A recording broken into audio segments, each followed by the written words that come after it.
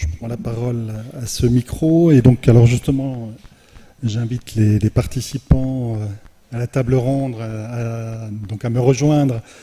Donc alors Cécile Trévian donc qui est responsable de la commission formation de l'ABF, Catherine Benot donc directrice de la bibliothèque départementale de Haute-Loire. Donc Philippe Marcereau, donc inspecteur général des bibliothèques, Emmanuel Aziza, donc chef du bureau des bibliothèques de la lecture à la ville de Paris. J'ai l'impression de me faire un nez allongé. Donc je vous propose de vous installer. Je ne sais pas, j'ai qu'à vérifier si ces micros, non, ils ne sont pas activés visiblement. Ou alors, ce que je vous propose. Je fais l'introduction à la table ronde, ça permettra peut-être de trouver le temps de s'installer donc, et de faire fonctionner les différents micros. Alors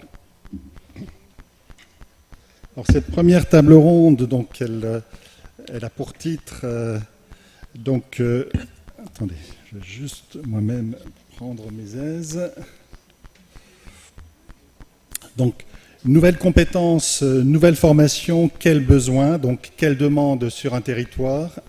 Alors c'est une succession, on va dire, d'interrogations avec un point fort mis sur la notion de nouveauté. Alors les participants à la table ronde représenteront certains aspects de ce sujet. Notamment sur les questions de contexte et de territoire. Donc on aura une lecture donc justement sur un réseau départemental, mais aussi donc sur le réseau parisien. C'est les effets Larsen, je suis désolé. Alors, c'est vrai que c'est une thématique qui, en tant que telle, n'est pas, disons, je dirais que vous êtes peut-être tous en attente de formation, de besoins, mais je pense aussi qu'on va vous apporter un éclairage, notamment peut-être rétrospectif, une forme de petit diagnostic sur le sujet. On vous apportera des projections sur ce qui se fait aujourd'hui, comment on le fait aujourd'hui, comment on pourrait imaginer de le faire demain. Mais je pense qu'un des enjeux de cette table ronde, c'est aussi justement d'avoir ce partage donc, avec vous en fin de présentation pour entendre vos interrogations, vos attentes, parce que les questions qui se posent, en fait, ce sont des questions que vous vous posez et autant essayer d'y répondre collectivement donc, ce matin. Alors, revenons un tout petit peu en arrière aussi. C'est vrai qu'on fête les 30 ans de la CIM aujourd'hui. Je me souviens de l'accueil des rencontres nationales à Strasbourg en 2003 et je sais que j'avais ouvert ces rencontres avec un petit morceau de musique qui était tout à fait improvisé, qui était le blues des bibliothécaires à l'époque. Blues des bibliothécaires qui s'inscrivait dans le contexte du développement numérique. Donc c'est vraiment le début des années 2000, le peer-to-peer qui s'affirme au niveau mondial. Les premières interrogations sur la liste qui se font autour justement des collections dématérialisées. D'une certaine manière, toutes les questions qu'on se posait à l'époque, finalement, se sont vérifiées dans le calendrier des 15 ans qui ont suivi, c'est-à-dire que le développement, effectivement, d'une offre de plus en plus grande et d'une plus grande disponibilité en ligne, mais surtout cette capacité, cette liberté aujourd'hui finalement, de se promener, de se déplacer, de faire des voyages musicaux en ayant dans sa poche, dans son sac, en fait, l'équivalent peut-être des plus grandes bibliothèques musicales au monde.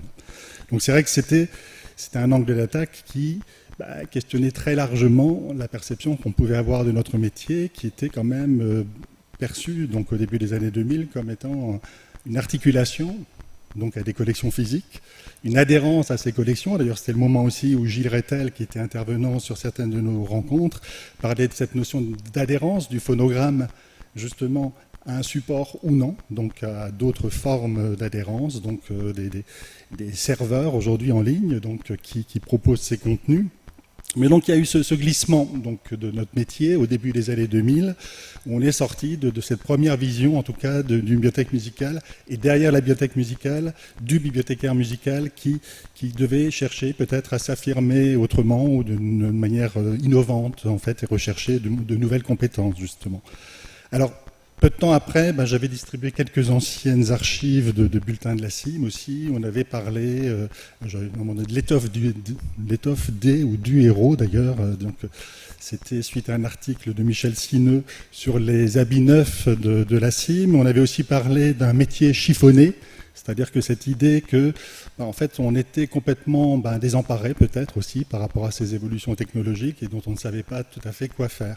Je pense qu'on a fait la preuve pendant 15 ans qu'on était vraiment en capacité d'innover, de chevaucher, on va dire, de nombreuses idées pour permettre au public de rencontrer la musique de manière diverse et nouvelle en bibliothèque, avec nous, ou parfois sans nous, loin de nous d'ailleurs, dans les espaces en ligne. Donc c'est vrai qu'il y a eu tout ce parcours, mais aujourd'hui, alors je m'appuie sur les échanges récents aussi sur la liste discothécaire, qui avait été lancée à l'initiative d'un collègue de Nancy, qui se disait, notre médiathèque va être restructurée, nous avons un flux musical, comment est-ce qu'on va retrouver pied à la fin de cette restructuration, avec ou sans collection musicale, et si c'est avec, quelle sera la forme de cette collection musicale, quel sera notre rôle.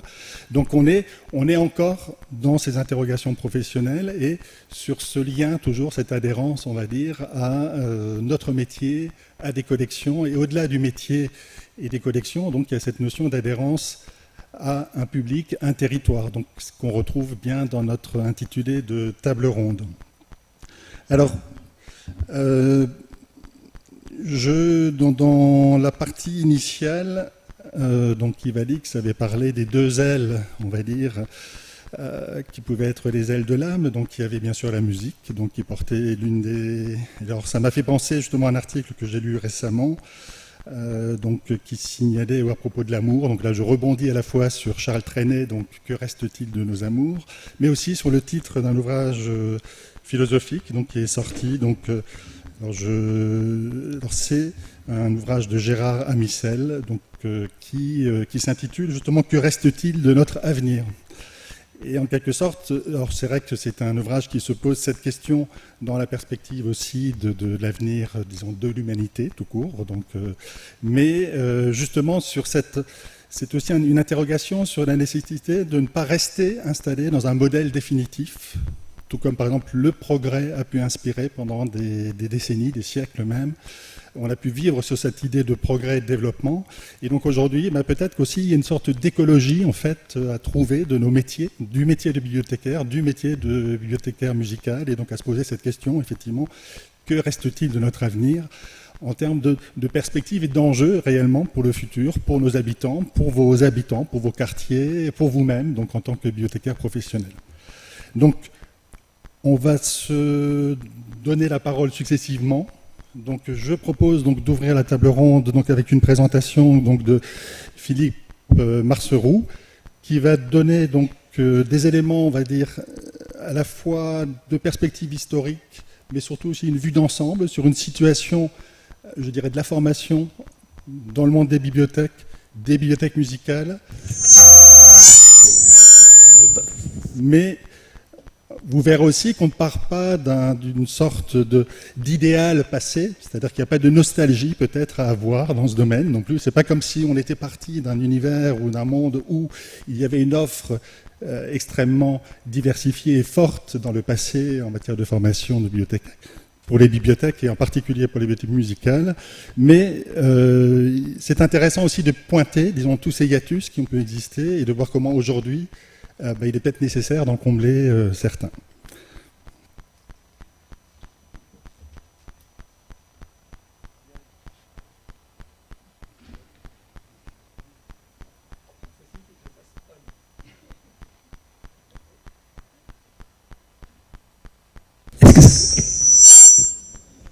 Ça marche, donc j'espère que le camarade Larsen ne s'invitera pas dans la présentation. Bien, donc je ne suis pas bibliothécaire musical, discothécaire, je ne l'ai jamais été, mais je voudrais vous présenter aujourd'hui quelques éléments, quelques points généraux qui, je l'espère, permettront sur la longue durée d'ouvrir le débat. Donc je vais plutôt me centrer sur des faits que sur voire des réflexions prospectives. Ce sera plutôt une énonciation de ça. De fait. Je l'ai fait a priori, mais voilà, donc lui il est vraiment éteint. Voilà. Bien. Donc, le premier point,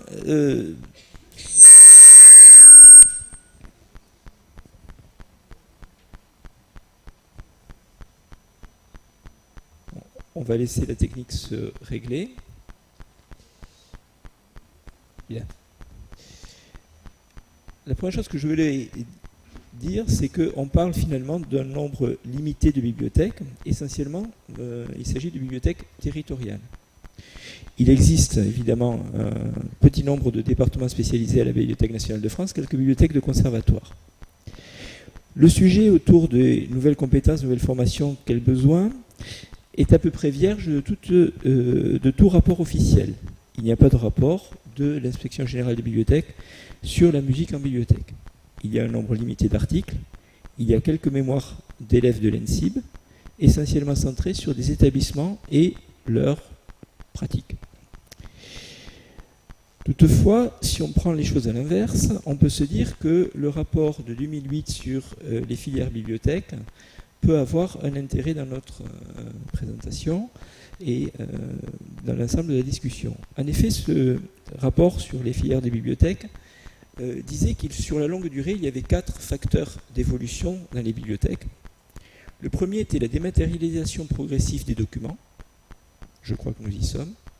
Le deuxième, l'élévation du niveau de qualification, tant de la population à desservir que des bibliothécaires eux-mêmes. Une attention portée au public et, bon, le sujet de moindre importance, une importance moindre accordée aux collections papier. Finalement, le quatrième point concerne moins les bibliothèques musicales. Mettre en regard aussi un autre rapport de l'Inspection générale des bibliothèques en 2013 sur les emplois en bibliothèque, sous-entendu en bibliothèque territoriale. Il y a à peu près 80 000 emplois dans la filière culturelle et il y a 35 000 emplois dans les bibliothèques. La question qu'on va se poser, c'est combien d'emplois autour des bibliothèques musicales. Il n'y a pas de statistiques existantes. On peut proposer 10%. Si on propose 10%, cela fait aux alentours de 3 000 emplois. Sur ces 3 000 emplois, combien en catégorie B et en catégorie A? Et si on fait une simple proportion, on peut se dire un peu plus de 1000. C'est donc la population des discothécaires, pour prendre des vocables anciens, représente un gros millier de personnes, à peu près. Bon. Voilà quelques éléments pour poser finalement le champ. Je voulais revenir rapidement sur un double mouvement.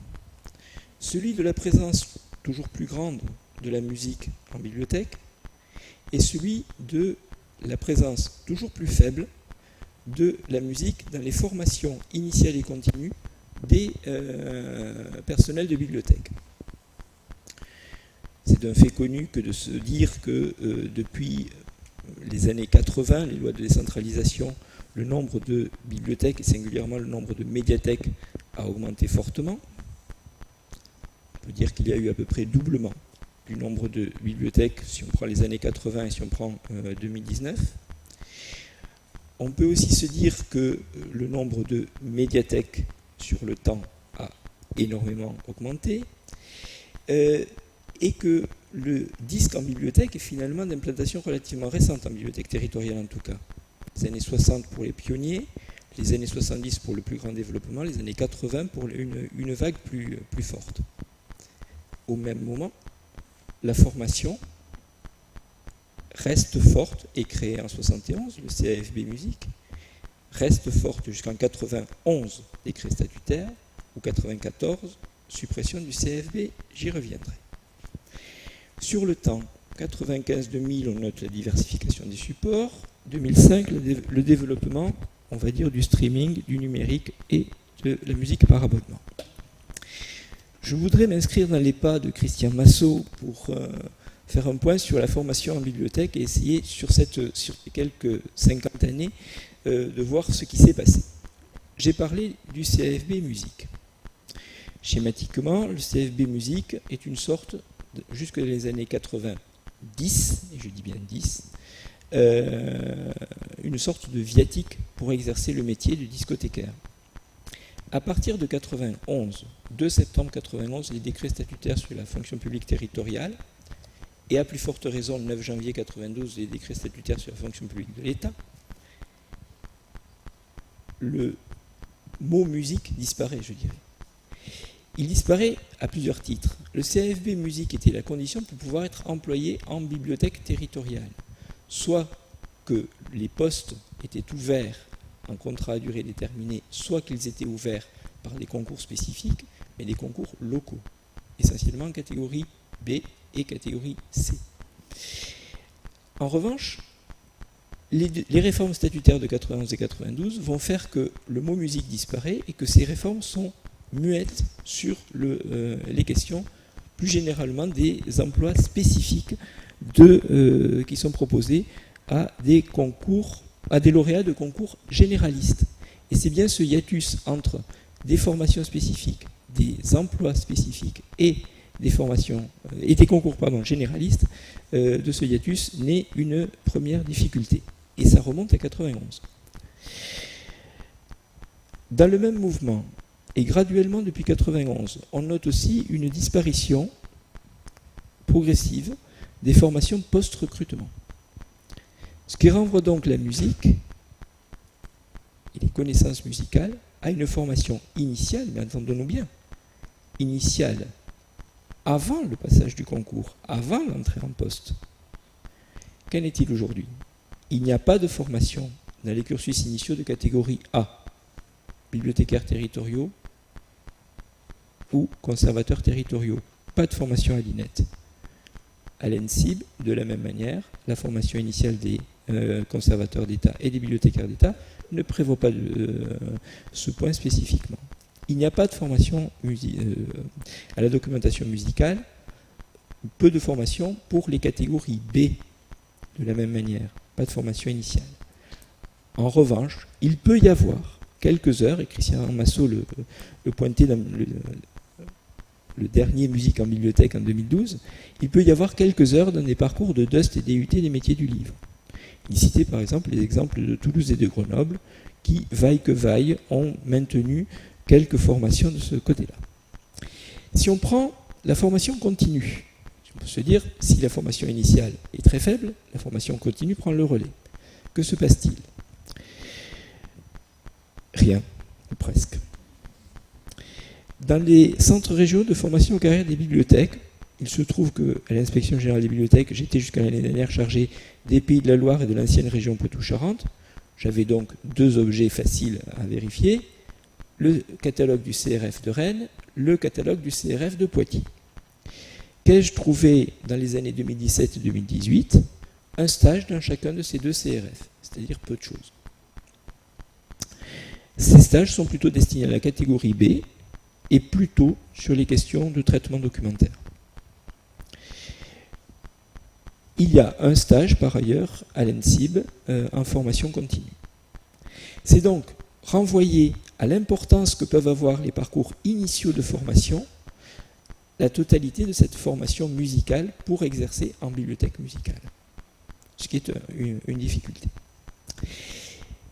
Si on prend les emplois spécifiques et si on prend le lien avec les statuts, on se rend compte que sur la longue durée, il y a plusieurs référentiels des métiers des bibliothèques.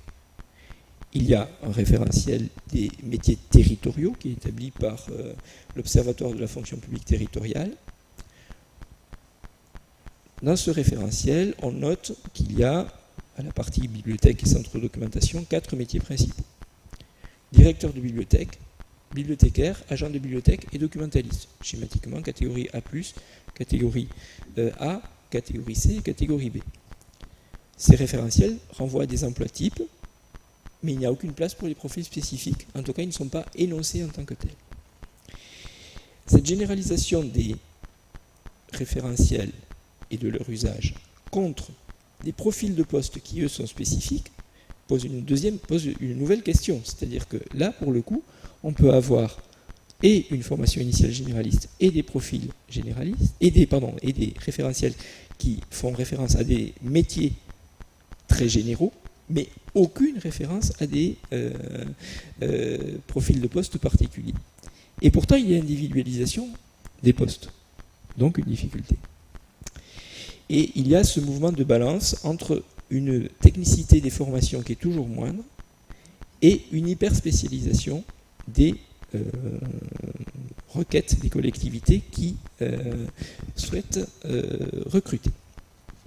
Un rapport de l'IGB en 2013 avait pointé 4 grands types de remarques suite à une analyse complète des profils de la Gazette des communes qui avait été faite sur 10 ans. Des profils qui sont déclarés comme étant vacants dans la Gazette des communes. Elle notait une faible différence entre les profils de catégorie A et catégorie B, ce qui est particulièrement vrai lorsqu'il s'agit de recruter de manière spécifique. Quand il s'agit de recruter de manière spécifique, quand on voit des postes responsables de section musique, catégorie A ou catégorie B, on notera une bonne culture générale musicale. Oui. Mais quelles compétences techniques? Ou quelles compétences en termes de médiation? Visiblement, ces éléments-là sont peu recherchés par les recruteurs. Il y a donc, on note par ailleurs, un souhait d'une formation universitaire. Alors, un souhait de formation universitaire, si cette formation universitaire est en musicologie, c'est évidemment mieux. Mais elle n'est pas forcément exigée. On note une connaissance des techniques de traitement bibliothéconomique, l'indexation, le catalogage. Rarement les questions de médiation. Ou alors, il faut considérer qu'elles sont noyées dans quelque chose de compliqué qui s'appelle savoir-être, capacité à travailler en équipe, aptitude et goût pour les partenariats. Alors, partenariat avec les partenaires peut-être que sont les institutions musicales. Bien. Voilà. Donc, on est dans un paysage qui est finalement très faible et très mouvant par ailleurs.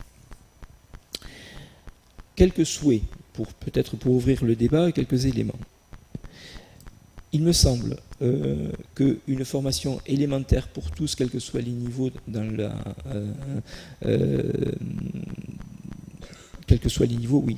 statutaires serait nécessaire.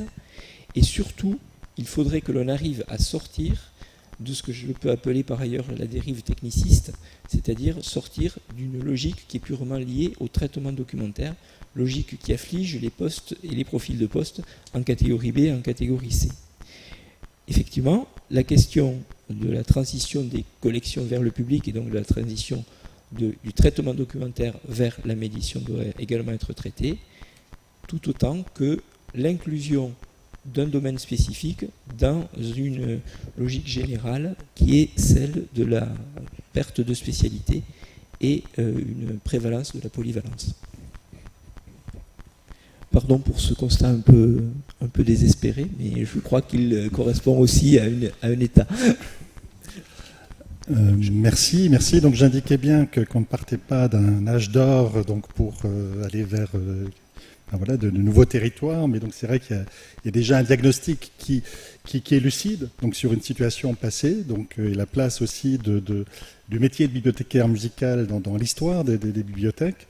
Mais en même temps, on a un constat tout récent, c'est-à-dire que, si je reprends la date, alors je n'ai pas la date précise de la publication pour les inscriptions aux rencontres nationales des bibliothécaires musicaux 2019, mais ce sont des rencontres où il y a eu, au bout de 3 jours, je crois qu'on avait quasiment clos les inscriptions. Donc il y a eu une adhésion extrêmement forte, ce qui veut dire que, alors sans pouvoir chiffrer nécessairement aujourd'hui peut-être de manière précise le nombre de bibliothécaires musicaux répartis sur le territoire national, on voit chaque année que lorsqu'on organise nos rencontres professionnelles, on mobilise, rapidement et de manière, on va dire même très efficace, donc une communauté de 150 à 200 personnes sur les différents territoires nationaux, puisqu'on s'installe de ville en ville et de région en région. Donc c'est vrai qu'il y a une communauté professionnelle présente, mobilisée, active, donc vous en êtes tout précisément les représentants aujourd'hui, et c'est un élément à prendre en compte en termes de projection et de besoins et de définition de besoins par rapport à vos postes aujourd'hui, par rapport à vos territoires, par rapport à l'évolution de vos missions. Alors avant d'aborder les questions de contexte et de territoire, pardon, vous vouliez ajouter... Est-ce que vous autorisez une reprise de parole très Oui, tout brève, à fait, oui. Plus généralement, ce qui arrive aux bibliothécaires musicaux en termes de lien avec le CNFPT, par exemple, est à généraliser. C'est-à-dire qu'il faut souligner une nouvelle fois, et je parle sans aucune langue de bois, l'extrême pauvreté de toutes les formations proposées par le CNFPT de manière spécifique dès lors que l'on sort du champ ordinaire et des systèmes les plus généraux. Et toujours se rappeler que jusque dans les années 90, à l'ENSB à l'époque, Gérard Herzaft dispensait un cours sur les bibliothèques musicales. Pardon.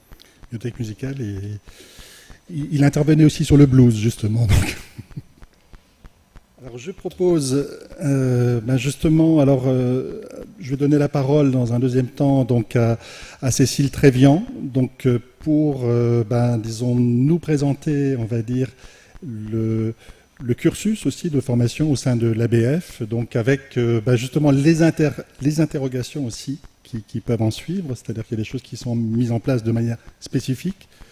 Des choses aussi qui débordent, on va dire, le cadre strict du domaine musical. Donc, et je crois que le mieux peut-être aussi pour présenter, c'est finalement de venir à ce micro. Je crois qu'il y a peut-être moins de soucis, sauf si ça fonctionne bien et que... Oui. Je pense qu'on va peut-être procéder comme ça. C'était le conseil de Nicolas il y a quelques minutes.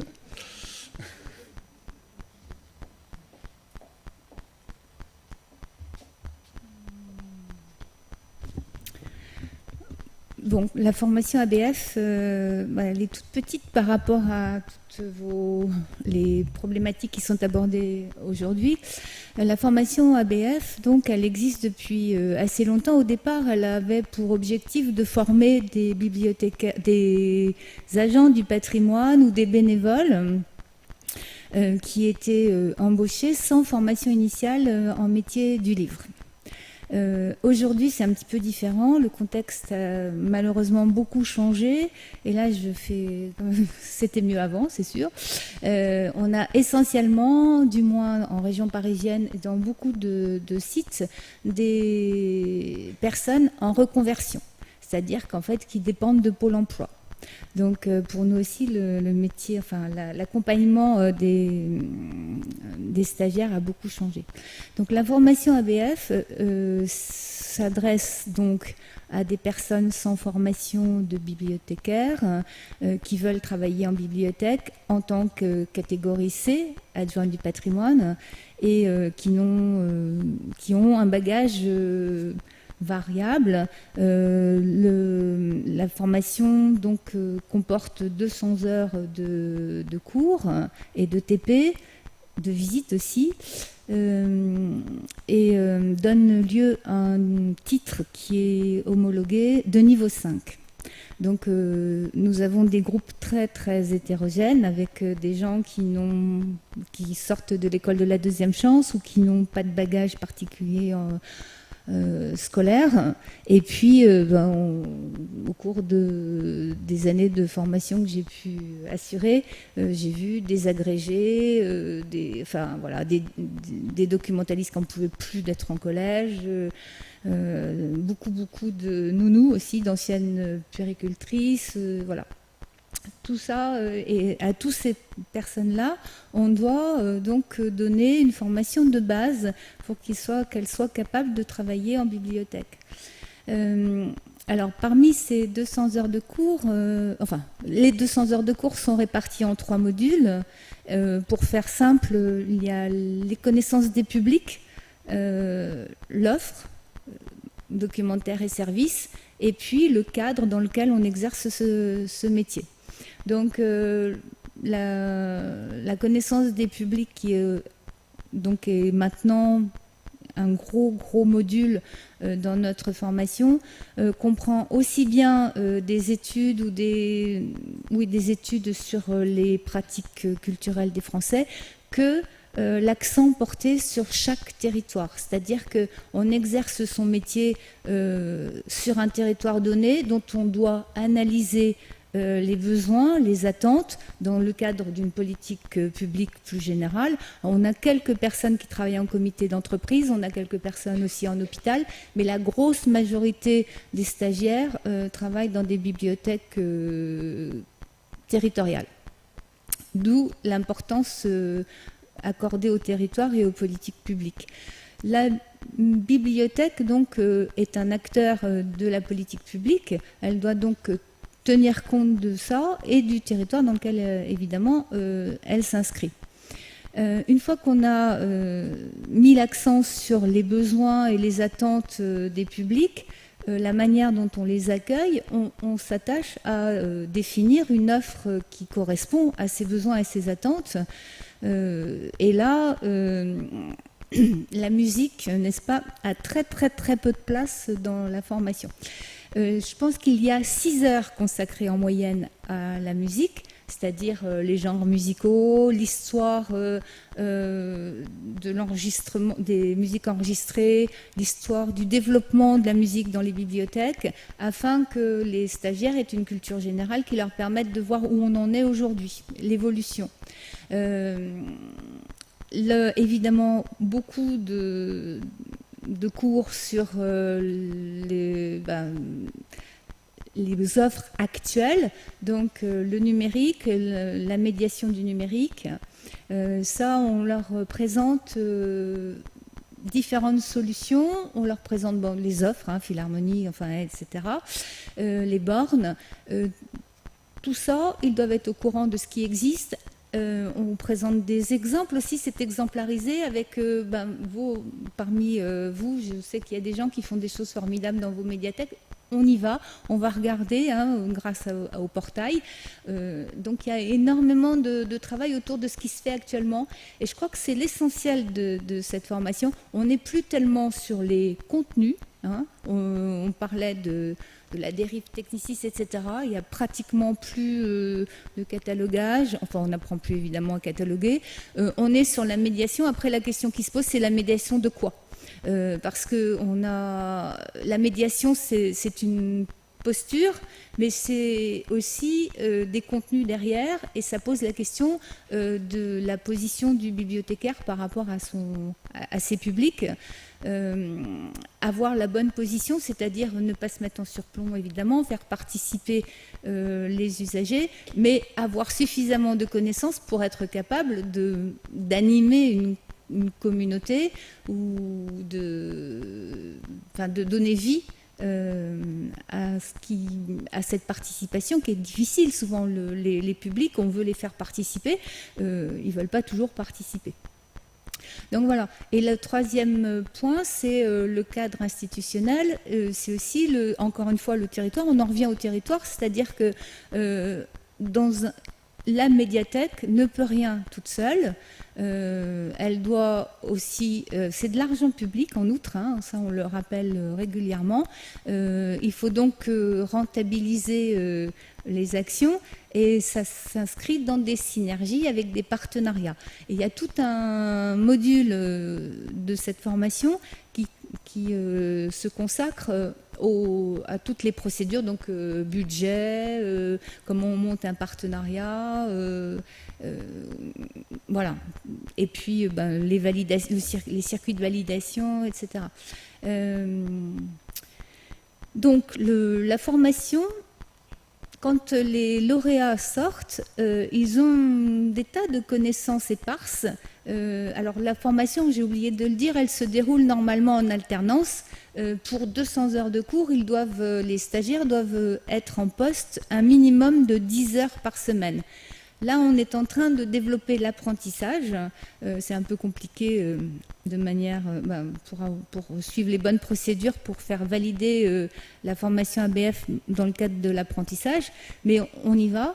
Ce qui permet aux stagiaires d'avoir plus de temps en bibliothèque et d'être plus au fait de ce qui s'y passe. Alors le paradoxe, c'est qu'ils ont dans l'ensemble peu de connaissances, enfin ils en ont beaucoup, ils ont peu de connaissances quand même très concrètes. En revanche, ils sont très au fait, et ça on insiste beaucoup là-dessus, sur toutes les mutations qui sont en cours. Donc ils sont amenés à aller aux AG des groupes régionaux, tous les enseignants, les formateurs leur apportent en permanence de la presse professionnelle.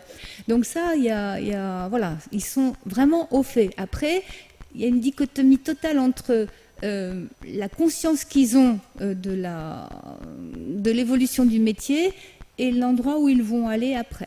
Parce que souvent, ils vont être en catégorie C et ne pas faire tout ce qu'on leur a appris.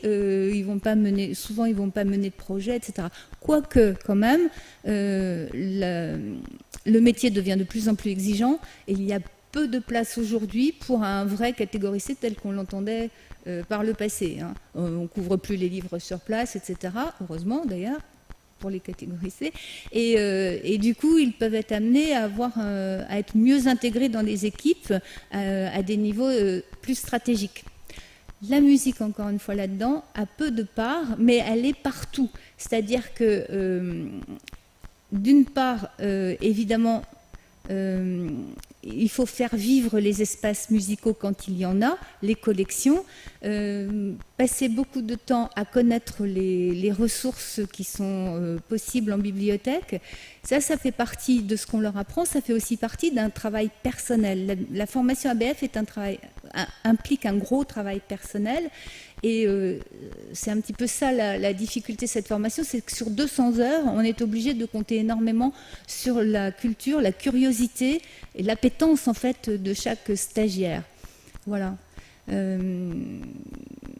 Donc on s'inspire énormément des exemples, donc je vous l'ai dit, des bibliothèques en France, et on travaille aussi on a beaucoup de TP, donc on travaille aussi sur comment monter un projet qui inclut évidemment de la musique accessoirement. Mais je vous dis, la musique, moi je me sens un petit peu pas à ma place ici parce que on n'a pas de formation autour de la musique en bibliothèque. Il y a quelques slideshares que vous pouvez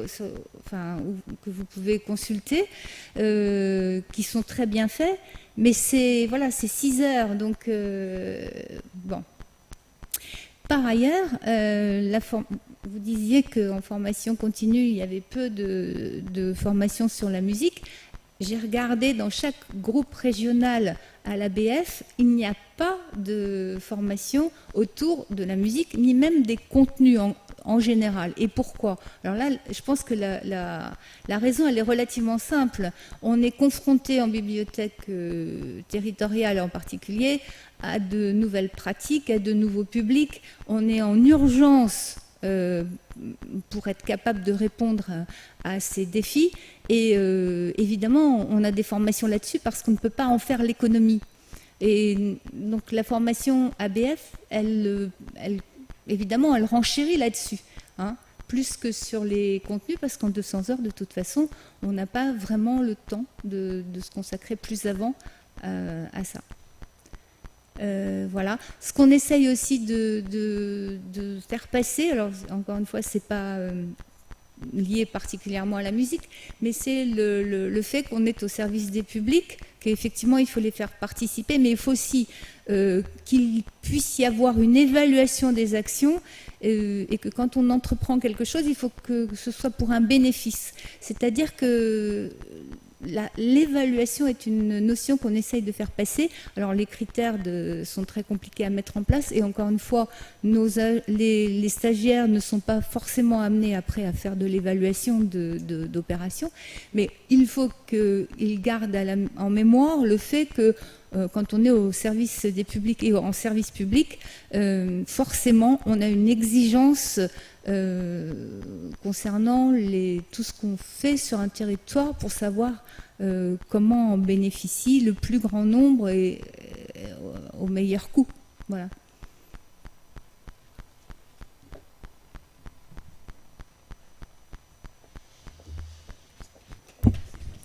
Merci. Pardon ? Alors, est-ce qu'on peut réserver les interventions et les questions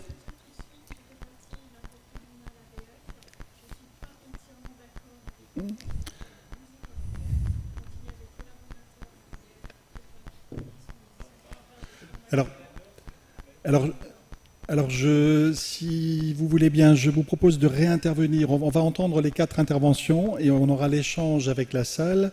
Mais j'entends bien votre remarque et je peux d'ailleurs dire qu'à titre personnel, j'interviens dans les groupes de formation ABF en région. Ceci dit, elle a bien rappelé qu'il y avait un nombre d'heures très limité. Donc voilà, oui, d'accord. Mais donc on fera circuler un micro pour les échanges qui suivront. Merci. Alors, le lien entre justement la formation ABF et les territoires, donc c'est une formation qui est déclinée en région sur une grande partie des territoires, peut-être pas tous. Mais c'est aussi une formation qui bénéficie très largement donc, au personnel qui travaille en bibliothèque départementale, donc dans les réseaux municipaux et urbains, mais aussi dans les bibliothèques départementales, notamment aussi pour accompagner des bénévoles donc, en bibliothèque. Et donc je crois que c'est une transition justement vers le deuxième volet donc, de notre table ronde, donc, qui est lui vraiment articulé au territoire, donc avec donc une prise de parole de Catherine Benot donc, concernant donc, justement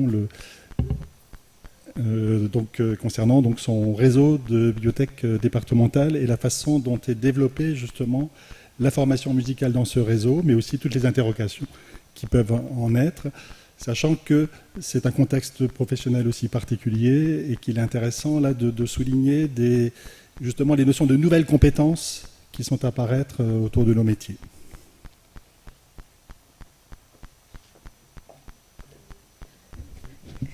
C'est bon.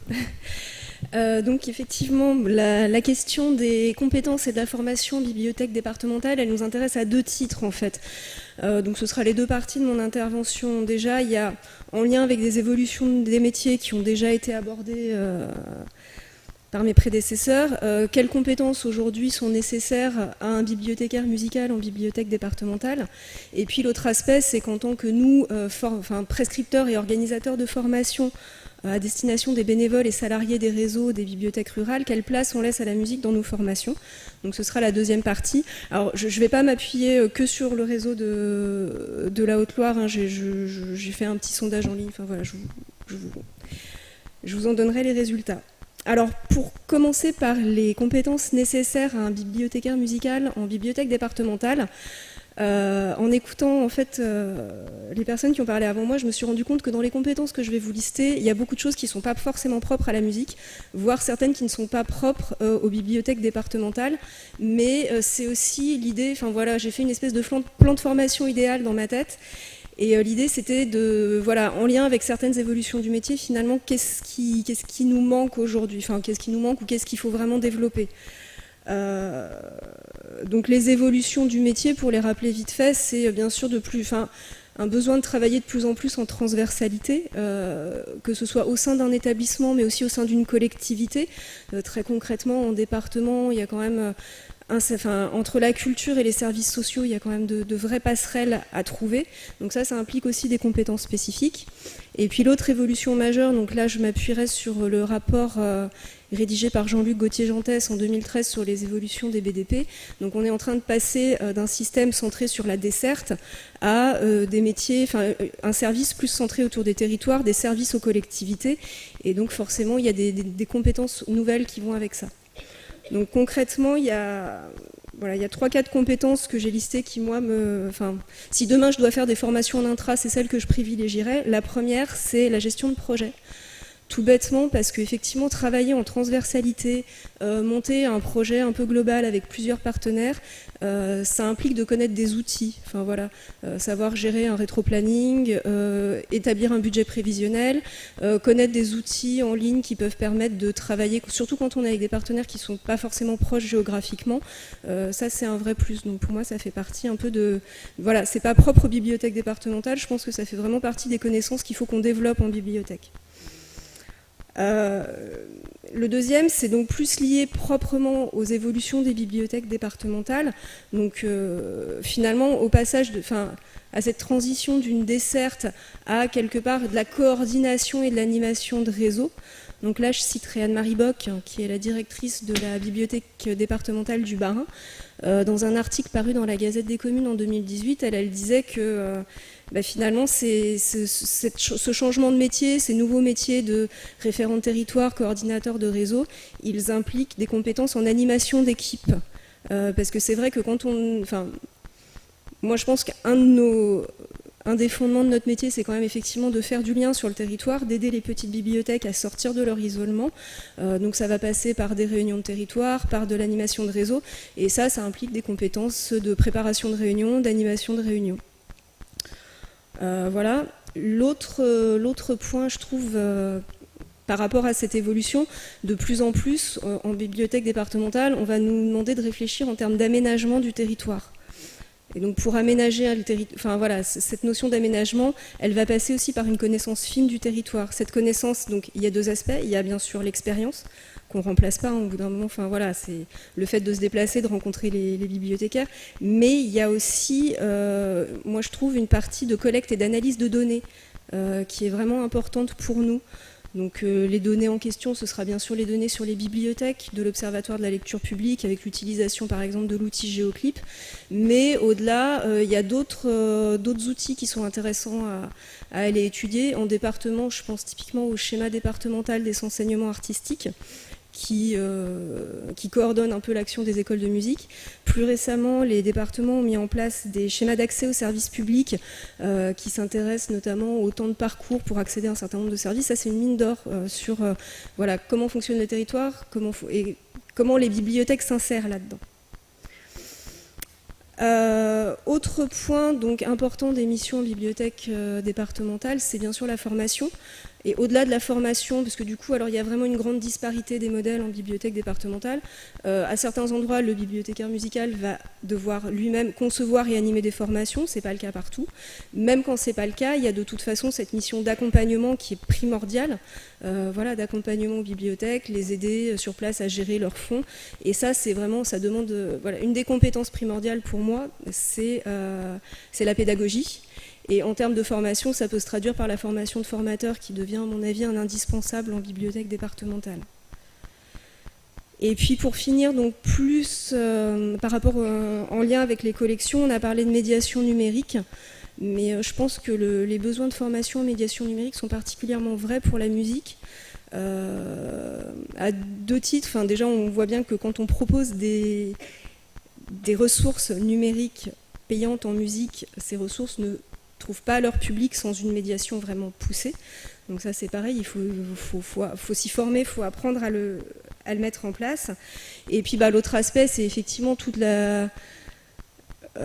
c'est le volet ressources gratuites, pouvoir aller fouiller, dénicher les pépites du web, les transmettre. Donc là, pour ça, moi je trouve que les formations en veille sont intéressantes, veille et diffusion, et aussi la formation rédaction web, pour permettre derrière aussi de participer au site internet, de diffuser ses connaissances auprès du réseau. Voilà en gros pour ces quelques compétences. Donc j'en place à la deuxième partie de mon intervention. Donc quelle place pour la musique dans les formations des bibliothèques départementales ? Pour ce faire, donc j'ai lancé un petit sondage en ligne sur la liste de diffusion de l'Association des bibliothécaires départementaux. Donc sondage qui a reçu 32 réponses. Donc là, je vais vous donner les grandes lignes de ce qu'il en ressort. Alors, d'abord, je les interrogeais sur la formation initiale. Donc, dans 68% des cas, la musique est présente dans la formation initiale chez les répondants. Globalement, on peut même se dire que c'est un pourcentage un peu plus haut, puisque parmi les personnes qui ne proposent pas, qui ont répondu non, certaines expliquaient que c'est parce qu'ils ne proposaient plus de formation initiale. Donc on peut se dire que globalement, il y a quand même une idée que la musique fait bien partie de la culture de base des bénévoles et des salariés sur le réseau, ce qui est une bonne nouvelle. Alors, ce qui m'interroge plus, c'est dans les commentaires. Dans les cas où il n'y a pas de présence de la musique dans la formation initiale, les répondants parlent d'un problème de manque de temps, mais également d'un problème de manque de demande. Et moi, ça m'interroge beaucoup quand on pense notamment au profil des personnes qui vont être bénévoles en bibliothèque. Souvent, les personnes qui sont intéressées pour être bénévoles sont quand même des personnes qui aiment le livre. Et c'est globalement surtout cet aspect-là qui les attire. Et je me dis, peut-être que là-dessus, il ne faut pas attendre de demande, mais c'est justement à nous d'être prescripteurs sur ces aspects-là et de bien montrer qu'une bibliothèque, une médiathèque aujourd'hui, c'est une offre culturelle plus large. à nous de les sensibiliser. Alors j'interrogeais aussi les participants sur sous quel angle la musique était abordée. Donc je laissais 3 propositions. Donc dans la formation initiale, on est quand même beaucoup sur l'aspect gestion des collections qui est présent dans 66,7% des cas. Suivi de très loin par les animations musicales présentes dans 14,7% des cas. Et enfin les genres musicaux dans seulement 9,5% des cas. Et puis j'avais oublié de laisser l'option où on peut choisir les 3, donc il y a quand même quelques cas où c'est l'ensemble de la formation, enfin voilà, l'ensemble de ces aspects de la musique en bibliothèque qui sont abordés. Pour la formation continue, là en termes de présence de la musique dans les formations continues, on monte très, très haut, puisque dans 93,8% des cas, il y a une offre de formation sur la musique dans les formations continues des BDP. Et au niveau des angles des sujets abordés, on a une inversion par rapport à la formation initiale qui est assez logique. Donc, c'est-à-dire que là, les genres musicaux sont présents à 48,1%, suivi des animations dans 25,9% des cas, beaucoup moins la gestion des collections. Et puis, effectivement, encore un certain nombre de répondants qui disaient que les 3 aspects étaient présents. Donc ces chiffres sont plutôt encourageants. Après, les commentaires, moi, m'amènent à tempérer un petit peu, déjà avec un bémol sur la périodicité de ces formations. C'est-à-dire que globalement, ce qui ressort, c'est quand même une tendance à la raréfaction de ces formations, en lien avec aussi une baisse des budgets qui font qu'il n'est pas forcément possible d'offrir des formations musicales tous les ans. Donc on est sur la périodicité, dans les commentaires qui ressortaient, on était plutôt sur une fois par an, voire même parfois une fois tous les 2 ans sur des cycles. Moi je m'interroge aussi sur la place des stages sur les genres musicaux, parce que dans les commentaires, et ça c'est quelque chose que j'avais aussi remarqué lors d'un stage à la bibliothèque départementale du Bas-Rhin, on se rend compte que globalement c'est des formations qui peinent à se remplir. Souvent le commentaire qui rentre, on a du mal à attirer les gens. Donc finalement, est-ce que c'est vraiment les thématiques porteuses? Est-ce que les genres musicaux, c'est pas quelque chose qui pourrait plus passer par de l'auto-formation et que notre plus-value, elle n'est pas ailleurs? Donc dans les commentaires, du coup, il y a d'autres angles qui sont apparus par rapport à ce que je donnais, qui moi me paraissent vraiment intéressants à explorer. D'abord, il y a l'angle public, avec des formations sur musique et adolescents, musique et petite enfance, pour citer un cas que je connais mieux, musique et personnes âgées. Mais voilà, avec des choses quand même peut-être d'application plus concrètes pour les petites bibliothèques. Et je pense que c'est un angle intéressant. Le deuxième angle qui apparaît, c'est l'angle support, avec musique et internet, musique et numérique, avec l'idée aussi de transmettre les évolutions liées au support et les questionnements qui traversent les bibliothèques musicales. Un angle intéressant aussi, c'est l'EAC, éducation artistique et culturelle, avec quand même un gros mouvement en ce moment avec la DRAC qui pousse beaucoup, qui se développe beaucoup la mise en place de conventions territoriales d'EAC. Donc là, il y a clairement des liens à faire. Là aussi, en termes de compétences, travailler sur des conventions d'EAC avec de multiples partenaires, c'est pas simple et ça demande vraiment des compétences spécifiques. Et puis je finirai donc sur un angle qui me fera la transition avec ma conclusion.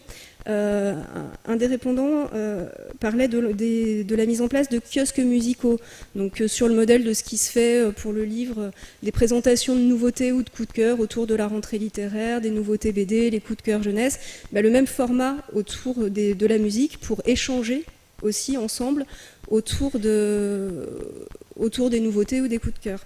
Et moi, ça m'amène à ma conclusion. Donc, l'apprentissage, effectivement, l'acquisition de compétences, ça passe par la formation, mais pas que. Et donc, le stage dont je parlais dans le Bas-Rhin, nous, ce qu'on préconisait, c'était aussi la mise en place de réseaux d'échanges entre pairs, parce qu'on se rendait compte que, par exemple, dans une petite bibliothèque, ils avaient fait des choses fantastiques sur la musique, mais les voisins d'à côté n'étaient pas forcément au courant. En plus, sur les petites bibliothèques, il y a une vraie problématique de temps. Souvent, le discothécaire, il va être discothécaire à quart temps dans une équipe de 3 personnes avec des ouvertures au public à assurer. Se déplacer une journée en formation spécifiquement sur la musique, c'était compliqué. Par contre, nous, ce qu'on préconisait, c'était la mise en place de réseaux, avec aussi un aspect, avec l'idée de les faire tourner sur le territoire pour être plus proche de chacun, et puis un aspect aussi virtuel pour permettre aux gens qui ne peuvent pas se déplacer d'échanger. Et l'idée, c'était plus que d'être dans une position de formation descendante, c'était se mettre dans une position de co-apprentissage. Voilà, je finirai là-dessus.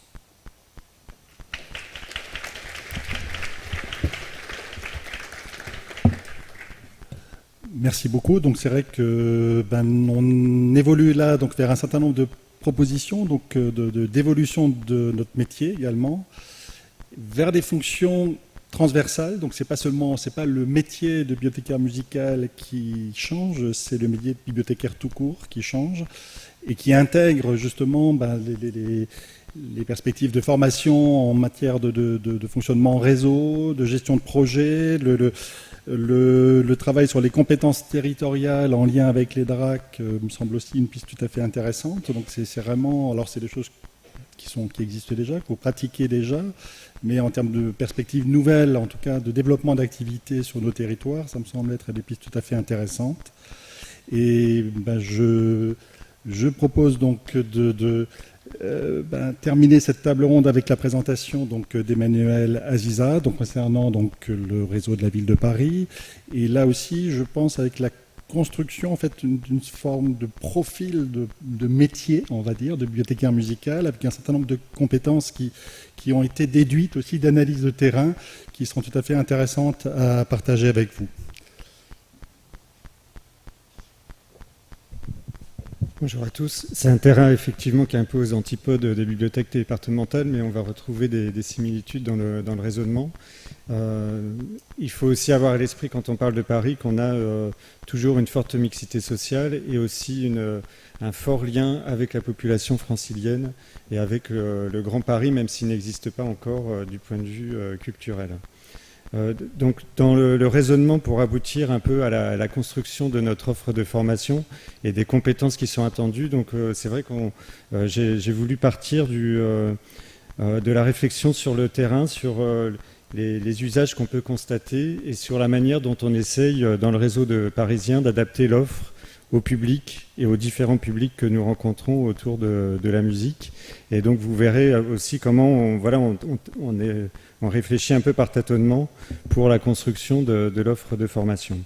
Donc pour revenir sur le constat de l'usage, alors bien sûr comme partout en France, on a une érosion de l'offre de l'emprunt de CD. Et malgré le retour du vinyle, d'une manière générale, c'est les supports musicaux qui baissent dans nos prêts. On a 13 millions de prêts par an dans le réseau parisien et environ 10% des transactions concernent les supports musicaux et ça baisse un petit peu chaque année, mais de manière très lente.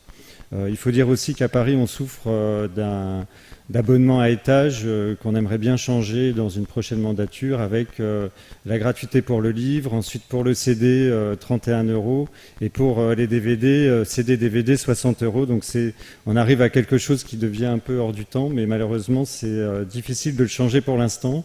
Et on continue aussi à avoir des recettes même si ça concerne seulement 15% de nos usagers. Donc c'est assez difficile à changer. On a proposé de le faire dans notre récent plan de développement de la lecture, mais pour l'instant les élus sont très frileux par rapport à ces changements et les directions financières aussi. Alors, est-ce qu'il faut voir un désintérêt du public parisien par rapport à la musique, que ce soit le public parisien ou le public métropolitain? Je ne crois pas. Et pour preuve, on peut voir d'une part le succès de fréquentation de nos manifestations musicales au sens large et de nos médiations musicales, que ce soit bien sûr notre festival Monte le Son qui change de thématique chaque année, ça peut être la guitare ou la voix plus récemment, donc qui attire plus de 2000 personnes chaque année. On a aussi toutes sortes de propositions, des concerts découverts d'artistes bien sûr, des concerts d'élèves de conservatoire, des répétèques pour des jeunes formations, des petits déjeuners et des ateliers musicaux. Donc moi-même, ça fait 2 ans que je travaille dans le réseau parisien, j'ai pas forcément une conscience complète de toute l'offre qui est développée par les bibliothécaires musicaux. C'est extrêmement large et extrêmement actif tout au long de l'année. Nous avons aussi récemment développé le prêt d'instruments de musique dans la médiathèque Yourcenar, donc qui est dans le 15e arrondissement, et nous allons continuer à le développer dans d'autres grandes bibliothèques du réseau, qui sont aussi souvent des pôles musicaux. On en a 6 en tout sur l'ensemble du réseau. Et l'idée, c'est d'avoir cette offre sur des instruments de musique prêtables, évidemment, qui soient dans des formats adaptés, que ce soit des instruments à cordes ou des instruments à vent. On voit aussi que le public parisien malgré cette baisse du prêt, en fait, comme on a beaucoup d'usagers qui sont multifréquentants de bibliothèques, voilà, qui se déplacent beaucoup, qui vont bien sûr dans la médiathèque musicale qui est dans le centre de Paris, qui vont aussi dans d'autres médiathèques. Et donc, on a un repérage qui est très fort, repérage aussi des partitions. Et plus récemment, nous avons, puisqu'on a la bibliothèque des conservatoires qui est incluse dans les médiathèques musicales, nous souhaitons la faire évoluer en bibliothèque des partitions et d'élargir son accès et également aux enseignants qui sont pas seulement à Paris, mais également sur l'ensemble de l'Île-de-France. Puisque les conservatoires parisiens parfois boudent un peu cette offre. Enfin, ce qui est intéressant aussi, c'est qu'on a une offre, une offre qui se maintient pour un public, je dirais, plus de passionnés, et on voit que l'emprunt continue à être élevé pour ce public, que ce soit à la réserve centrale que nous avons maintenue, ou que ce soit pour les archives sonores de la médiathèque musicale. Donc, comment on adapte ensuite l'offre du réseau sur les années? Et on a aussi des problématiques à la fois d'espace, des problématiques budgétaires. Donc, c'est vrai, je dois l'admettre, on diminue parfois la place de la musique, que ce soit spatialement ou budgétairement. Donc, on a parfois des sections musique qu'on transforme ou parfois qu'on supprime complètement dans des petites bibliothèques parce que la demande est très forte sur la jeunesse, la demande est très forte aussi sur le fait d'avoir des espaces de convivialité. Ce qui est dommage, mais c'est vrai que c'est le problème aussi de mètres carrés qu'on a en permanence dans le réseau parisien, malgré la construction de nouvelles bibliothèques. Et donc on est amené aussi à spécialiser certaines sections discothèques. Donc on commence à expérimenter une section uniquement rock, une section uniquement chanson française, et c'est évidemment adossé à un fort programme d'animation par rapport à ces thématiques bien spécialisées. Ce qu'on souhaite faire aussi, c'est transformer la médiathèque musicale, et donc ça c'est un projet qui est porté bien sûr par Marc Rozet et toute son équipe. Alors malheureusement on souhaitait obtenir des crédits du budget participatif que nous n'avons pas eu à quelques voix près dans le récent vote, mais je pense que on va pouvoir dans la prochaine mandature, et dans le fait aussi qu'on va avoir le regroupement des arrondissements du centre de Paris, je pense qu'on aura de nouveaux élus à qui on va pouvoir proposer aussi la transformation de la médiathèque musicale en un lieu qui soit un nouveau lieu de musique en fait, avec un nouvel espace scénique pour organiser des concerts, pour faire découvrir des jeunes artistes, pour avoir aussi des modules d'écoute de très qualitatifs avec... on va travailler sur l'isolation phonique, travailler sur l'écoute de la musique en haute définition, et puis bien sûr aussi sur la pratique musicale et sur la composition musicale avec des équipements, avec l'emprunt d'instruments. Donc c'est une évolution qui, je l'espère, pourra voir le jour au début des années 2020. On voit aussi que la BPI où j'ai travaillé était aussi sur ce même raisonnement par rapport à l'évolution de son espace musique.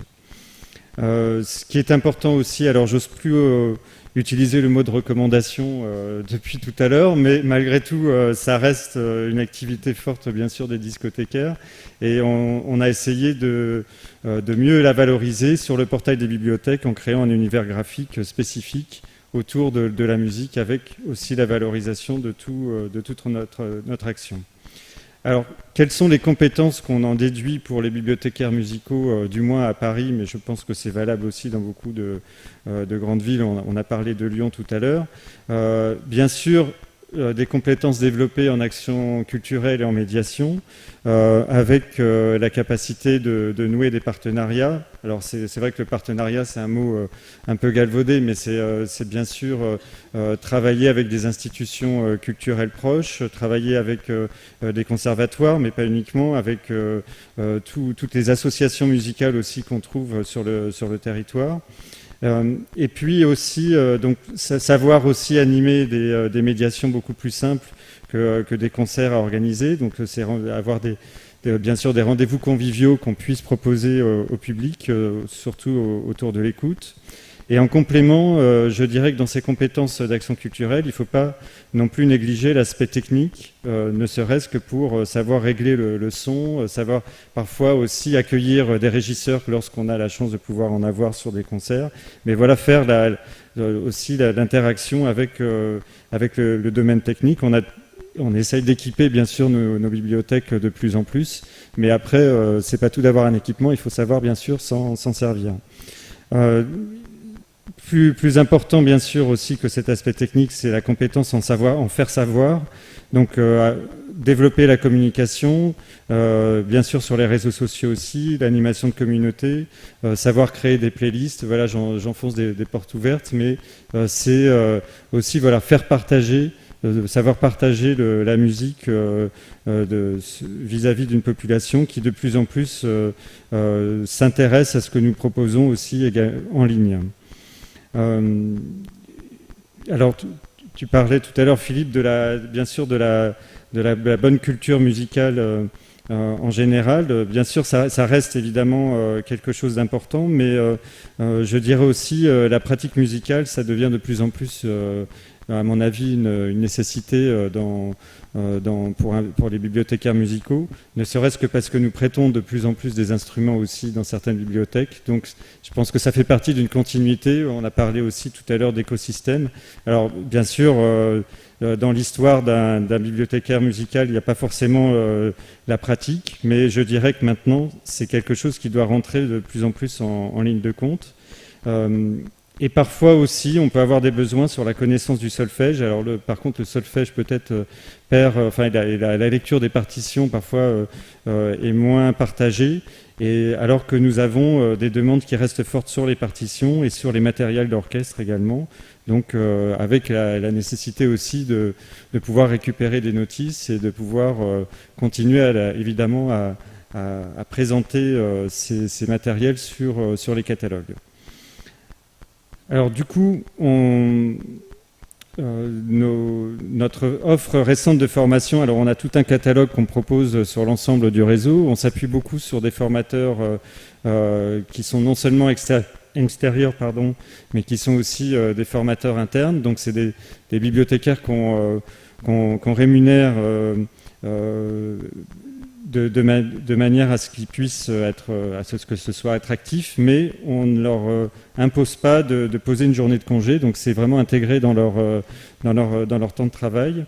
Et donc ce que nous proposons actuellement, c'est au moins autant de formations que les formations pour la jeunesse. Donc ça, c'est à noter aussi, c'est qu'il y a vraiment un effort, même si la jeunesse, en termes de public, c'est une très forte demande sur l'ensemble du réseau parisien. On sait qu'il y a aussi cette nécessité de faire évoluer notre offre musicale et donc on essaye de mettre l'accent là-dessus avec des formations sur, bien sûr, les perspectives de la musique dans les bibliothèques à l'heure d'Internet, mais aussi comment concevoir des actions de médiation musicale, comment parler musique avec le public, comment développer l'écoute attentive et profonde. Et puis également sur la danse, puisque ça me paraît également important dans une transversalité artistique d'avoir aussi une connaissance de la danse et de savoir aussi développer des médiations culturelles par rapport à la danse.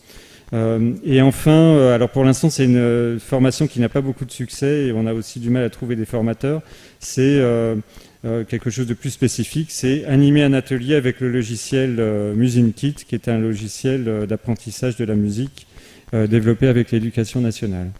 Donc ça, c'est je dirais nos premières réponses que nous essayons d'avoir sur le réseau par rapport à la formation musicale, mais on réfléchit aussi sur le modèle aussi de ce qui est proposé aujourd'hui, d'avoir aussi des temps de rencontre, un peu comme des demi-journées professionnelles autour de la musique, qui puissent permettre d'être plus dans l'interaction et de prendre aussi peut-être moins de temps qu'un stage pour l'ensemble des bibliothécaires du réseau. Et je pense que c'est des temps qui pourront aussi intéresser des collègues qui ne sont pas forcément dans des sections musicales. Donc ça, c'est aussi intéressant de pouvoir mélanger et d'avoir une plus grande polyvalence par rapport à ça.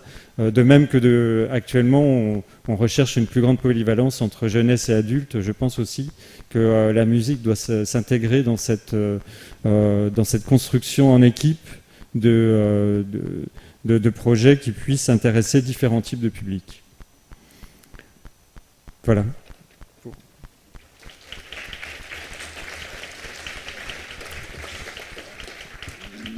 Merci beaucoup. Alors, je me rends compte que la table ronde que nous vous proposons ne se veut pas représentative de nos métiers, parce que vous avez des situations professionnelles quand même très différentes. On a eu une projection effectivement de l'activité de médiation ou des projets de formation au sein d'un réseau départemental. On a une projection aussi de cette activité au sein du réseau parisien. C'est vrai que ce sont des contextes professionnels quand même très particuliers, avec des moyens que vous ne retrouvez pas nécessairement à l'échelle de vos établissements. On en est conscient. Mais il y a derrière en fait, les propositions, il me semble quand même, un certain nombre d'évolutions professionnelles qui sont pointées, enfin, qui s'adressent à vous, alors que vous avez peut-être aussi déjà, c'est des chemins que vous avez déjà certainement fait sur votre champ territorial. Mais donc aujourd'hui, alors je dirais une des questions qui se posait à nous, c'était justement de se dire comment est-ce que l'analyse de votre propre contexte, donc votre environnement territorial, votre population à desservir, les habitants, comment finalement ce contexte territorial peut aussi être source d'innovation, d'invention, peut-être d'autres modèles de médiation culturelle autour de la musique et de gestion de projet. Donc je crois qu'il y avait des pistes en tout cas élaborées dans ce sens aussi au niveau d'éducation donc artistique et culturelle en lien avec les DRAC en région. Donc il y a cette idée aussi que si vous ne pouvez pas être porteur de toutes les compétences, il y a des compétences toujours autour de vous, sur votre territoire, dans votre, encore une fois, quartier, ville, et que là aussi, plutôt que d'essayer de se substituer à quelqu'un parce que vous estimez devoir faire une régie son, mais que vous n'êtes pas en mesure de le faire, on en a fait un peu d'expérience aujourd'hui, on n'a pas été des experts, on va dire, on n'a pas fait de balance avant de s'installer pour tester nos micros et autres, mais voilà, enfin, ce sont des situations professionnelles et public auquel il faut être en capacité de se préparer, et si cette compétence n'est pas la vôtre, il faut aussi accepter dans un projet de l'inscrire comme étant un objectif avec un intervenant qui lui puisse porter ce volet-là technique de votre activité. Mais ça ne doit pas être un frein nécessairement. Ça doit être justement un élément qui vous permet d'affermir votre projet en direction de votre public. Alors, je crois que le moment est de vous laisser la parole aussi, de poser des questions. Il y avait déjà une première prise de parole souhaitée. Donc, ce que je vous demanderais peut-être, c'est de vous identifier aussi, puisque les échanges sont, il me semble bien, enregistrés aussi. Donc, ça permet aussi de resituer les témoignages ou les prises de parole. Merci. Bonjour. Je m'appelle Isabelle Vaniarelli, je viens de la médiathèque de Lisieux, je fais partie de la CIM puisque je suis là aujourd'hui et je fais aussi partie de l'ABF, j'appartiens au groupe Normandie. Donc je voulais juste faire un petit rappel à Cécile Trévian. Tout ce qu'elle a dit au sujet de la formation ABF des auxiliaires de bibliothèque est exact, au nombre d'heures qui sont fournies par la musique et son insuffisance, sauf que je me sens beaucoup frustrée parce qu'il se trouve que j'appartiens à un groupe régional qui est assez actif sur la musique, enfin qui l'a été ces dernières années. Nous avons, dans notre bureau OCA, nous avons eu jusqu'à 2 discothécaires en même temps et assez de place et de ressources pour mettre en place sur notre territoire. On a beaucoup parlé d'analyse du territoire, des actions en partenariat pour beaucoup, parce qu'effectivement, nous n'avions pas forcément beaucoup de moyens, mais il y avait du réseau et des collaborations possibles avec des institutions qui existaient déjà sur la formation. Je pense au centre de formation des carrières de bibliothèque ou aux agences de coopération régionale. Et on a la chance aussi d'avoir des contacts dans différents autres réseau. On a pu mettre en place des stages qui se déroulaient par exemple à la période d'un festival de jazz ou qui avait lieu Je me rappelle de celui d'un centre, au centre baroque de Versailles, qui étaient des stages qui duraient 2 à 3 jours et qui étaient très très fournis et qui drainaient au-delà de la région. Et je pense que effectivement, analyse du territoire et des compétences, ça se fait délocaliser. Et non, l'ABF n'a pas uniquement qu'une formation d'auxiliaire de bibliothèque à fournir en catégorie C au niveau de la musique. Voilà, je tenais juste à dire ça. Alors, je suis très heureuse d'apprendre ça, mais néanmoins, quand on va sur les sites régionaux, les journées d'études, en tout cas en 2018, il n'y a pas eu, je n'ai pas trouvé trace d'une journée inscrite sur le site régional. Voilà, donc c'est d'où voilà. Mais c'est très très bien au contraire et voilà.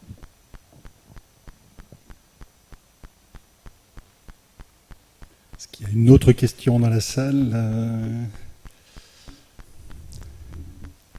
Il n'y a pas d'interrogation? Ah bah si, voilà, Marc.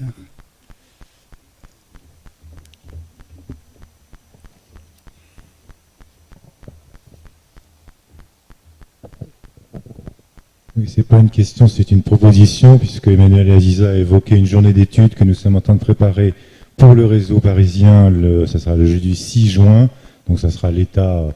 C'est vrai que ça va beaucoup concerner nos bibliothèques et la trentaine de nos bibliothèques qui ont encore des espaces musiques.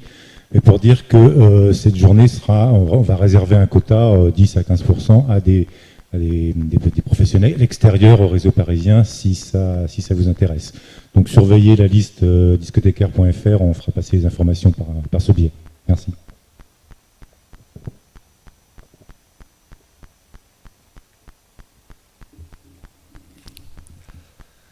Alors il n'y a pas de question, par exemple, dans le prolongement du débat qu'il y avait eu sur la liste discothécaire, notamment en lien, voilà, l'espace musique qui existait dans certains établissements de façon parfois très, très marquée, avec des collections de plusieurs milliers de documents. Lors de restructuration, ce sont des espaces, et ça a été évoqué, qui sont remaniés, repensés, parfois adaptés à d'autres besoins d'une population. Est-ce que ça veut dire pour autant qu'il n'y a plus de bibliothécaire musicale sur la place? Donc moi, c'est une interrogation, c'est que finalement une bibliothèque avec des collections musicales réduites, voire sans collection musicale, est-ce que pour autant ça veut dire qu'il n'y a pas l'affirmation en matière de médiation culturelle, en matière justement d'expérience et de rencontres aussi avec les usagers autour de contenus musicaux, la place justement pour un bibliothécaire, alors je vais prendre ce mot d'intermittent, donc qui se consacrerait de manière intermittente, on va dire, à la musique, afin de gérer des projets une fois par an, plusieurs fois par an, selon les contextes. Donc, alors je pose la question à la salle, mais je peux aussi poser la question aux intervenants. Donc,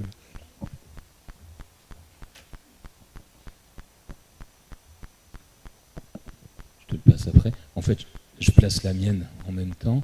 Oui, il y a une compétence qui n'a pas été évoquée, alors que c'est une demande qui vient aussi bien souvent des élus que des responsables de service. C'est la question de l'élimination, du désherbage, etc. Donc voilà, c'est un peu un impensé actuellement, alors que c'est une pratique qui est assez fréquente. Donc je vous le soumets comme axe de réflexion, et puis je passe la parole à Yves. Oui, moi j'aurais posé deux questions, en fait, vues un petit peu, non pas de l'extérieur, mais d'un petit peu de point de vue de Sirius aujourd'hui. Ma première question, c'est que savez-vous de ce que font les collègues qui s'occupent de vidéos, de films, de cinéma, qui sont moins nombreux, mais qui sont très actifs? Est-ce que les problématiques sont communes? Est-ce qu'on peut imaginer des actions communes? Et la deuxième question, comment on fait en dehors de France? Par exemple, pour parler dans les pays très éloignés, mais comment fait-on en Belgique, en Suisse, en Espagne, en Italie, au Royaume-Uni, etc. En Catalogne, me souffle mon voisin. Pour répondre à la première question posée par Yves, eh bien en fait nous avions invité la déléguée Marianne Palès d'Images en bibliothèque avec lesquels nous sommes déjà partenaires pour un stage musique au cinéma et avec lesquels nous préparons donc un stage de formation de 3 jours sur gérer un fonds images et son en partenariat aussi avec l'ABF. Voilà. Et donc effectivement, l'une des missions d'Images en bibliothèque, c'est une mission de formation. Voilà. Voilà. Donc c'est l'occasion de... Voilà. Je vous donne 2 micros. Oui, bonjour, donc, je suis Justine Ménian, Images en bibliothèque. Donc Marianne n'a pas pu venir, donc je la remplace un peu ici. Et en effet, je pense que il y a évidemment les mêmes problématiques. Enfin voilà, moi je ne connais pas du coup le domaine des bibliothécaires musicaux, mais toutes les questions sur l'action culturelle, sur la médiation, enfin sur tout ce dont vous parlez, évidemment, les mêmes questions se posent pour les vidéothécaires, si on peut appeler ça comme ça. Mais c'est vrai qu'on a la chance, enfin je pense qu'ils ont la chance, si je peux nous auto-flatter, c'est que voilà, nous, Images en bibliothèque, on est une équipe de 6 personnes, de 6 permanents, on est une association, on a une activité de formation, pas que de formation, mais en tout cas il y a une 30aine de formations à l'année, voilà, autour de toutes ces questions-là en fait, hein, de voilà, toutes les compétences dont vous parliez à développer, nous on travaille sur ces sujets-là. Et depuis plusieurs années, on a une formation qui s'appelle Musique et son au cinéma à la Philharmonie. Et en fait, il se trouve que beaucoup de discothécaires, évidemment, y assistent, hein, parce qu'il y a aussi, on parlait de transversalité, mais il y a aussi beaucoup de bibliothécaires qui travaillent à la fois sur des collections audiovisuelles et sur des collections musicales. Et d'où ce partenariat avec l'idée de, cette année, en 2019, créer un nouveau stage qui abordera justement cette transversalité, à la fois une partie dédiée vraiment à comment constituer un fonds audiovisuel et musical, et ensuite voilà, quelle connexion en fait entre ces 2 pratiques. Est-ce que je peux répondre juste sur le désherbage? C'est pas vraiment une compétence en soi, c'est la politique documentaire qui est une compétence. Et là, normalement, on doit l'acquérir dans la formation initiale. C'est vrai que le désherbage, c'est indispensable, mais c'est d'abord une réflexion, comme pour toutes les composantes de nos collections, c'est une réflexion sur l'offre, enfin, voilà, sur la demande, sur l'offre, sur l'environnement documentaire, etc. etc. Donc je voulais aussi rebondir sur une réflexion d'Emmanuel Aziza tout à l'heure, sur le fait que les bibliothécaires étaient amenés à développer des compétences de polyvalence entre action pour les publics adultes, public jeunesse, public musique. Et on voit donc en fait, grâce à une collègue, Sophie Lamblin, donc nous avons fait donc une liste de formations musique en bibliothèque pour l'année 2019. Donc il y a à peu près 60 actions de formation qui sont répertoriées. Alors, la plupart de ces formations sont organisées par le CNFPT et également par les médiathèques départementales. Et on observe une très forte demande. Donc, il y a effectivement les formations sur les genres musicaux, sur la manière de gérer un fonds, mais également beaucoup de demandes sur l'éveil musical, l'éveil sonore et musical. Et donc, comment parler de la musique aux enfants. Voilà, donc c'est un thème qui est également cher à David Christoffel. Et donc, c'est aussi la question que je voudrais vous poser à nouveau, c'est est-ce que, à la ville de Paris, ou est-ce que vous observez ce phénomène en médiathèque départementale, cette émergence, enfin, en tout cas ce développement d'un besoin d'éveil musical, d'offres d'éveil musical? Alors, là, je m'appuierais plutôt sur le stage que j'avais fait à la BDBR. Je ne connais pas encore assez bien la situation de la Haute-Loire, mais concrètement, oui, il y avait un vrai besoin. Et dans les entretiens qu'on avait faits avec des discothécaires sur le terrain, ce qui ressortait beaucoup, c'était ça, c'est que les actions qui marchaient quand même le mieux, c'était les actions transversales. Il y avait donc l'utilisation de la musique effectivement dans les lectures pour les tout petits, l'utilisation de la musique. Alors il y avait une expérience très intéressante dans une petite bibliothèque du Bas-Rhin. Ils allaient demander à des collégiens de composer la bande son d'un livre. Donc voilà, des expériences. Enfin voilà, mais l'idée c'est que en tout cas en termes de public, les retours qu'on avait eus, c'est que les actions qui fonctionnaient le mieux, c'était les actions qui faisaient croiser les formes artistiques et croiser les types de publics.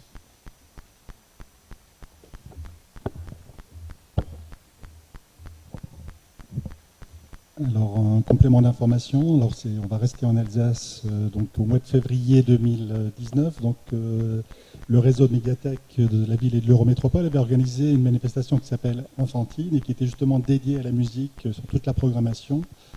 En invitant, alors c'était un partenariat notamment avec Enfance et Musique pour une partie des spectacles.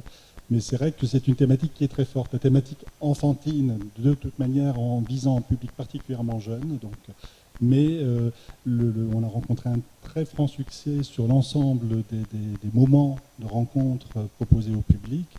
Et il est vrai aussi, alors on parlait des niveaux et des volumes d'activité dans les établissements. Donc le secteur jeunesse de la mairie André Malraux, par exemple, est le seul secteur à connaître une franche évolution en termes de niveau d'activité, de fréquentation, de prêts. Donc on a un public familial et enfants extrêmement présent dans les médiathèques. Donc c'est vrai que c'est un domaine dans lequel on peut espérer aussi susciter une rencontre entre la musique et le public des parents et les enfants. Parce que là, justement, on est aussi sur la rencontre avec un public d'adultes et d'enfants, puisque les enfants sont accompagnés très souvent pour ce type de spectacle. Sur cette question de la musique jeunesse, si je peux compléter, ce qui était ressorti aussi dans notre travail pendant le stage du Bas-Rhin, c'était que donc sur les taux de prêt de CD, il y avait effectivement une chute, mais il y avait quand même des segments qui s'en sortaient bien, et la musique jeunesse en faisait partie, parce que pour le coup, là, en termes de prescription, recommandation, il y a, pour les parents ou pour les enseignants, il y a assez peu de choses qui existent en dehors des bibliothèques. C'est à peu près le seul endroit où on peut faire des découvertes musicales pour enfants, et là-dessus, il y a une vraie demande, et en général, c'est des fonds qui marchent bien.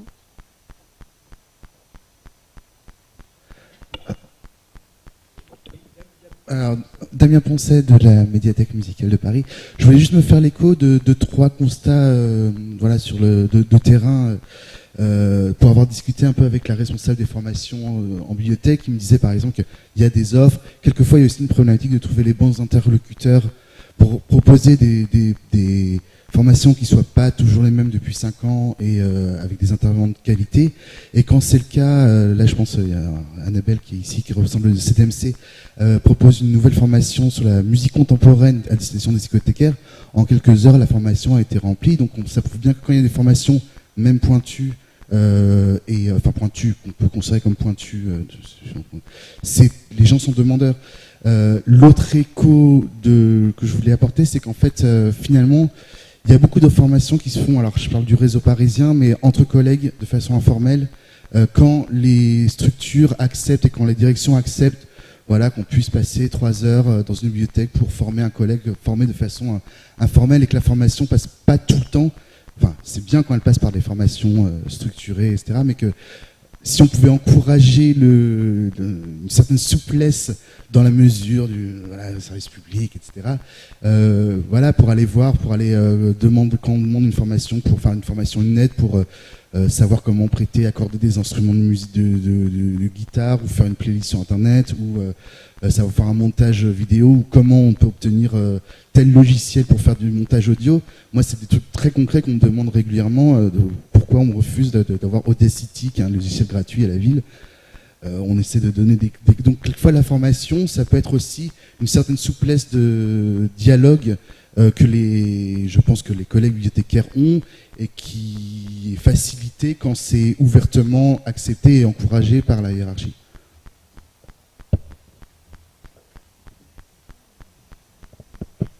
Bonjour. Linda Humphrey, je suis responsable de la bibliothèque du conservatoire, donc du CRR de Strasbourg, et je suis aussi membre de l'AIBM, qui est partenaire de ce congrès. Pour les bibliothèques spécialisées, donc les bibliothèques de conservatoire, d'opéra, d'orchestre philharmonique, on est tous plutôt sur des prérequis en termes de formation. On a tous fait des études en musique, on a une forte pratique instrumentale et on a fait des études en musicologie. Par contre, c'est vrai qu'on trouve très peu, voire aucune formation, CNFPT et autres, qui va nous apprendre techniquement notre métier. Les aspects techniques, moi je les ai tous acquis grâce au réseautage. C'est-à-dire que vous parliez des partitions, des matériels d'orchestre. Je ne pense pas qu'il existe une formation sur comment traiter un matériel d'orchestre. Par contre, j'ai appelé ma collègue de l'orchestre philharmonique, chez qui je suis allée, comme vous dites, une journée, et qui nous a montré comment traiter un matériel d'orchestre. Les réductions piano-voix, enfin tout ce genre de documents, on l'apprend par le réseautage. Et peut-être que la solution pour la formation des bibliothécaires musicaux, ça serait de s'appuyer plus sur le réseautage, parce qu'on a tous plein de choses. Moi, je serais incapable de faire une animation jeunesse musicale. Par contre, je pourrais très bien former quelqu'un sur le catalogage de partitions. Et j'ai trouvé mon compte justement à l'IBM. Alors, c'est pas pour faire de la publicité, mais c'est vrai que j'ai rencontré des bibliothécaires spécialisés, du CDMC, des bibliothèques de conservateurs de Lyon, enfin de plein de personnes qui faisaient à peu près le même métier que moi. Mais c'est vrai que ces formations, voilà, c'était pas des formations. J'ai quasiment fait aucune formation depuis 15 ans sur mon poste. Une formation qui m'a aidée dans mon métier. Voilà. Le catalogage, j'appelle des collègues du réseau, enfin voilà. La IBM aussi à l'international, on est assez bon.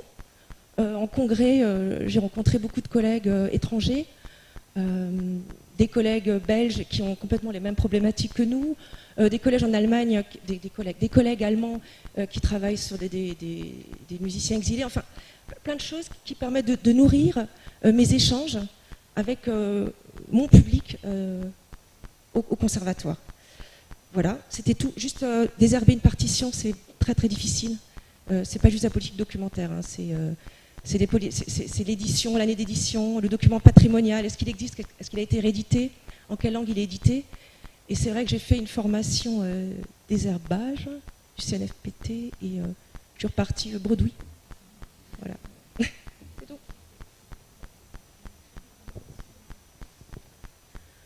Bonjour, je suis Florence Barbet-Massin de Sorbonne Université. Je crois que des universités ici, on est très peu, mais bon, on vient quand même au congrès de la CIM, on est très content d'entendre autre chose. Moi, je fais partie de l'IBM, comme ma collègue ici présente, et je suis comme elle. J'ai donc à peu près tout appris.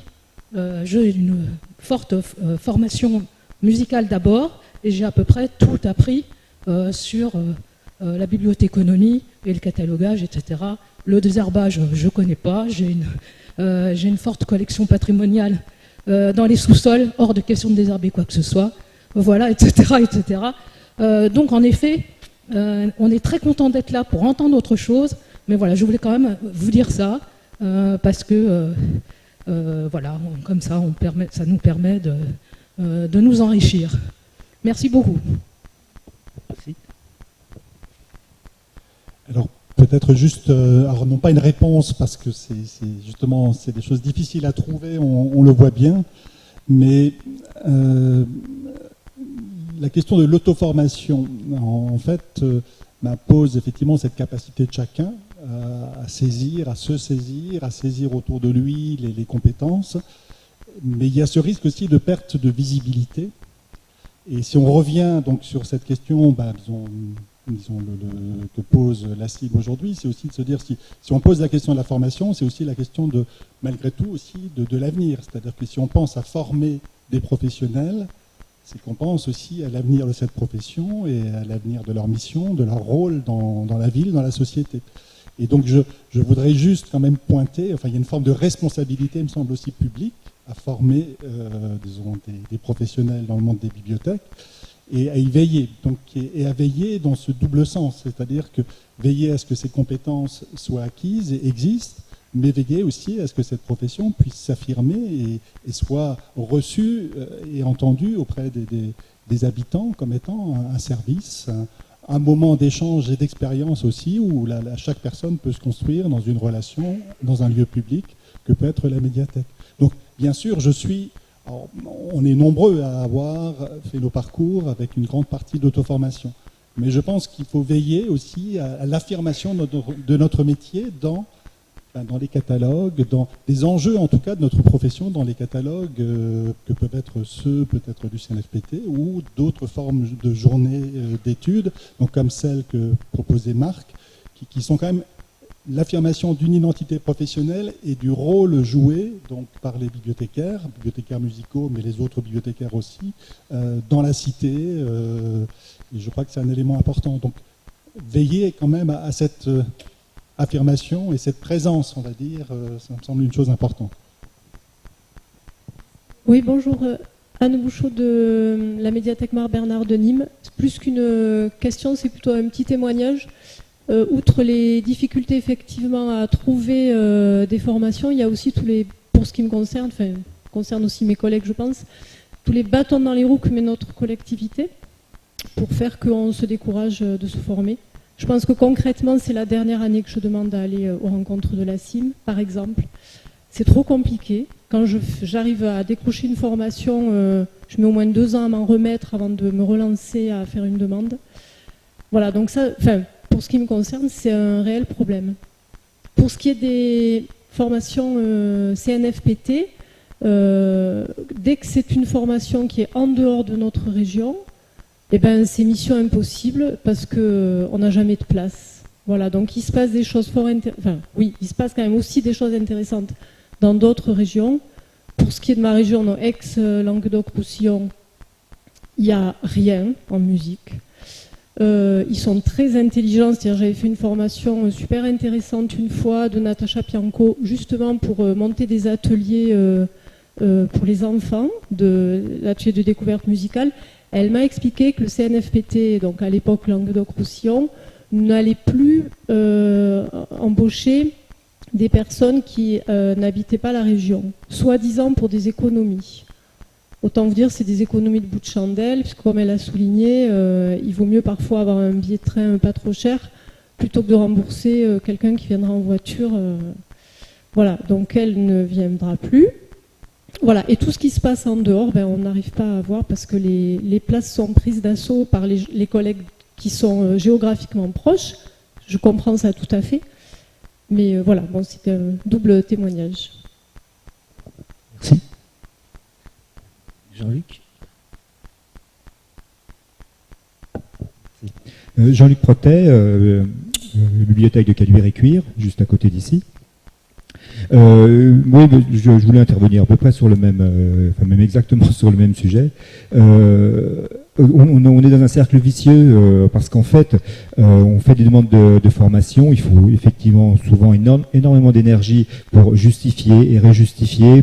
Le temps passe, on a du mal après à trouver un hébergement confortable sur place, enfin, etc.